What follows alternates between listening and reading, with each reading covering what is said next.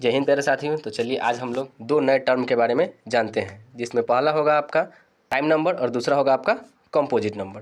पहला प्राइम, दूसरा कंपोजिट। तो प्राइम नंबर किसे कहते हैं? तो वैसी संख्या जिसका मात्र दो फैक्टर हो, जिसका मात्र दो फैक्टर हो। पहला तो 1 होनी चाहिए और दूसरा वह खुद होगा। उदाहरण के लिए जैसे देखते हैं 3, 3 किससे किससे डिविजिबल होगा? तो 3 1 से होगा और केवल 3 से होगा, बाकी किसी डिजिट से नहीं होगा। दूसरा देख लेते हैं, जैसे कि अगर 11 लेते हैं तो 11 भी किससे डिविजिबल होगा? 11 1 से डिविजिबल होगा और 11 से डिविजिबल होगा, बाकी किसी दूसरे डिजिट से डिविजिबल नहीं होगा।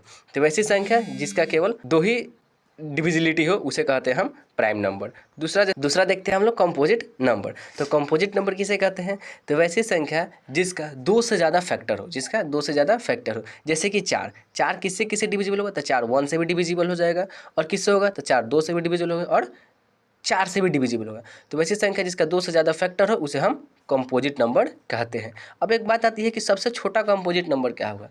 तो सबसे छोटा कंपोजिट नंबर 4 होता है, और सबसे छोटा प्राइम नंबर जो होगा वह 2 होता है। इतना बात ध्यान में रखना है। धन्यवाद।